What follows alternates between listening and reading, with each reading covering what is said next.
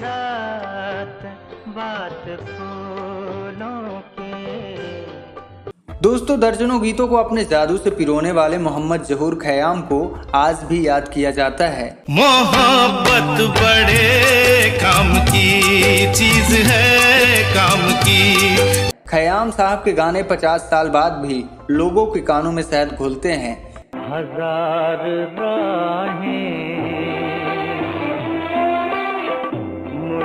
कभी फौज में बंदूक से दुश्मन के छक्के छुड़ाने वाले इस सैनिक के दिल में संगीत के स्वर खलबलाए तो उन्होंने फिल्म इंडस्ट्री ज्वाइन कर ली और यहाँ अपने स्वरों को लयबद्ध किया और सैकड़ों गीतों को अपनी कला से अमर कर दिया। जुस्तजू जिसकी थी उसको तो न पाया। बॉलीवुड की सुपरस्टार एक्ट्रेस रेखा आज भी अपने स्टारडम का पूरा श्रेय खयाम साहब को ही देती हैं। तेवर से फौजी और स्वभाव से फकीर इस संगीतकार ने मरने से पहले अपनी 10 करोड़ की संपत्ति दान कर दी। बॉलीवुड का एक ऐसा संगीतकार जिसने सारी उम्र अपनी कला से संगीत के पौधे को सींचा। खयाम साहब बॉलीवुड के सुपरहिट म्यूजिक कंपोजर रहे हैं और 2 बार फिल्म फेयर के अवार्ड से भी सम्मानित किए जा चुके हैं। खयाम साहब को 2011 में भारत सरकार की तरफ से संगीत की दुनिया में उनके योगदान के लिए पद्म भूषण अवार्ड से भी नवाजा गया था। 18 फरवरी 1927 को पंजाब में जन्मे खयाम साहब ने बड़े होकर फौज ज्वाइन कर ली। खयाम साहब फौजी बने और बंदूक थामे जंग की तैयारी करते रहे, लेकिन खयाम साहब के अंदर संगीत के सुर खलबलाने लगे। इसके बाद खयाम साहब ने फौज छोड़कर मुंबई का रुख किया और फिल्मों में काम करने लगे। खयाम साहब ने बॉलीवुड से पहले मशहूर पंजाबी संगीतकार बाबा चिश्ती से संगीत सीखा और अपने सुरों को धार देने लगे। इसके बाद साल 1948 में आई फिल्म हीर रांझा से अपना कैरियर शुरू करने का मौका मिला।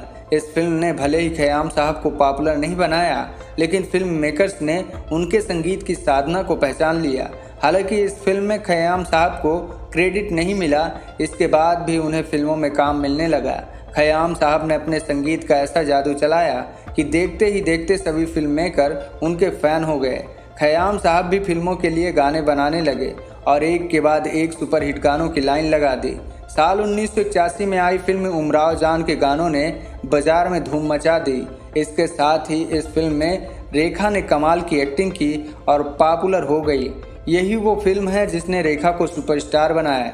इसका श्रेय रेखा हमेशा ही खयाम साहब को देती हैं। साल 2012 में मिर्ची म्यूजिक अवार्ड्स फंक्शन में रेखा ने खुद कहा कि खयाम साहब ने ही मुझे सुपरस्टार बनाया।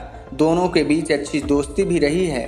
खयाम साहब ने अपनी पूरी जिंदगी फौजी तेवर और जोगी स्वभाव के साथ ही जी है। खयाम साहब ने अपने 90 जन्मदिन पर 10 करोड़ रुपयों की संपत्ति दान कर सभी को चौंका दिया था। आज भी खयाम साहब के गाने 50 साल बाद भी लोगों को बेहद पसंद आते हैं। खयाम साहब के दर्जनों गीतों का आज भी कोई तोड़ नहीं है। खयाम साहब हिंदी फिल्म इंडस्ट्री के ऐसे संगीतकार थे जिन्होंने संगीत को एक नया आकार दिया, जिस लीग पर चलकर आज भी म्यूजिक डायरेक्टर अपनी किस्मत आजमाते हैं। 2 film fair, life time achievement और पद्म भूषण जैसे सम्मानों से नवाजे जा चुके खयाम साहब ने 19 अगस्त 2019 को मुंबई में अंतिम सांस ली। खयाम साहब के निधन के बाद बॉलीवुड इंडस्ट्री शोक में डूब गई और संगीत का ये सितारा हमेशा के लिए देह त्याग कर अमर हो गया। तो दोस्तों, ये थी खयाम साहब के जीवन से जुड़ा किस्सा। मिलते हैं फिर एक फिल्मी स्टोरी के साथ। नमस्कार।